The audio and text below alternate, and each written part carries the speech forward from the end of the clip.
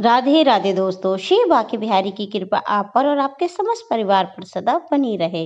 दोस्तों, आप सबको हमारी तरफ से सरतिला एकादशी की बहुत बहुत शुभकामनाएं। तिला एकादशी माघ महीने के कृष्ण पक्ष की एकादशी को कहते हैं।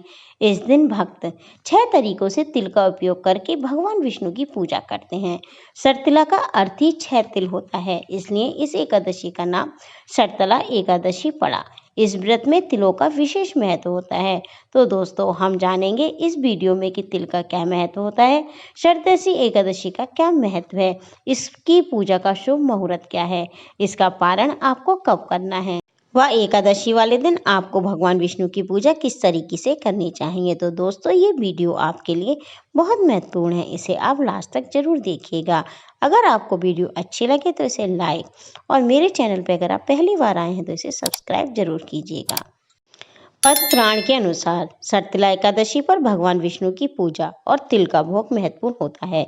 इस दिन तिल दान करने से पापों से मुक्ति मिलती है। सरतली एकादशी का व्रत रखकर तिलों से स्नान, दान, तर्पण और पूजन किया जाता है। इस दिन तिल का उपयोग स्नान में, प्रसाद में, भोजन, दान और तर्पण में होता है।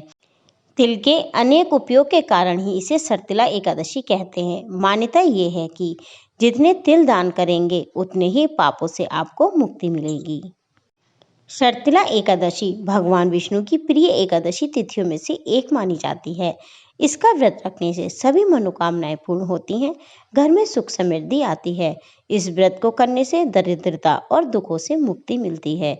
दोस्तों, यहाँ तक कि कहा जाता है कि अगर आप व्रत नहीं कर सकते तो सिर्फ कथा सुनने से भी वाजपेयी यज्ञ के बराबर पुण्य मिलता है। ये व्रत वाचिक, मानसिक और शारीरिक तीनों तरह के पापों से हमें मुक्ति दिलाता है। इस व्रत का फल कन्यादान, हजारों सालों की तपस्या और यज्ञों के बराबर माना गया है। तो दोस्तों, आइए जानते हैं कि हमें एकादशी का व्रत कैसे करना चाहिए और विष्णु भगवान की हमें इस दिन कैसे पूजा अर्चना करनी चाहिए। देखिए, एकादशी व्रत की जो विधि होती है वह 10वीं तिथि से ही शुरू हो जाती है। मान्यता यह है कि इन विधियों की पूरी श्रद्धा से पालन करने से व्यक्ति के जीवन में सुख और समृद्धि आती है। तो देखिए, 10वीं तिथि के दिन सूर्यास्त के बाद जो इंसान व्रत रख रहा है एकादशी का, उसे भोजन नहीं करना चाहिए।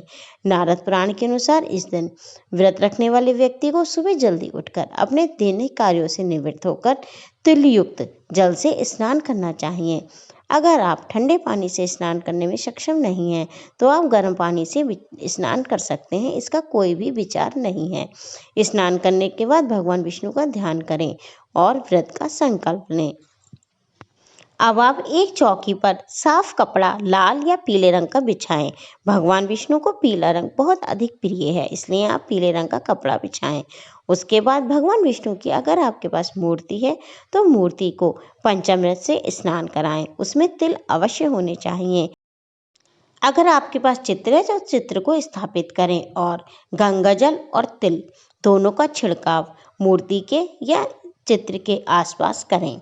घट स्थापना के बाद शुद्ध देसी घी का दीपक जलाएं, धूप बत्ती जलाएं।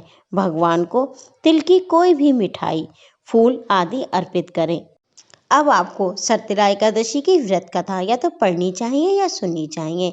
अंत में आरती करें और भगवान का भोग लगाएं। अपने किए गए, जाने अनजाने किए गए पापों की क्षमा याचना करें। महामाघ के कृष्ण पक्ष की एकादशी तिथि 24 जनवरी 2025 को शाम 7:25 पर शुरू हो रही है। वहीं एकादशी तिथि का समापन 25 जनवरी को रात 8:31 पर होगा। उदय तिथि के अनुसार सरतिला एकादशी का व्रत शनिवार 25 जनवरी को किया जाएगा।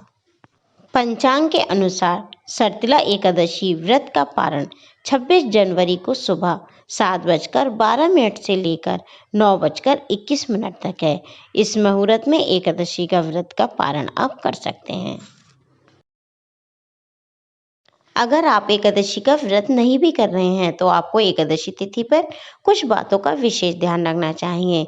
जैसे कि एकादशी तिथि पर तुलसी पत्र नहीं तोड़े जाते। विष्णु भगवान को तुलसी पत्र अत्यंत प्रिय हैं, तो ऐसे में आप 10वीं तिथि पर ही तुलसी पत्र तोड़ के रख लें। और दोस्तों, महिलाओं का एकादशी वाले दिन सर धोना निषेध बताया गया है। एकादशी वाले दिन महिलाएं सर ना धोएं। शर्तिला एकादशी के दिन आप तिल का दान जरूर करें। ऐसा करने से शनि के अशुभ प्रभावों में भी कमी आती है। इसके साथ तिल के लड्डू बनाकर गरीब या जरूरतमंद लोगों को आप दान कर सकते हैं। ऐसा करने से साधक को पुण्य फलों की प्राप्ति होती है। उसके शर्तिला एकादशी के दिन अपने भोजन में आपको तिल जरूर शामिल करने चाहिए। राधे राधे दोस्तों, आपका जीवन मंगलमय हो।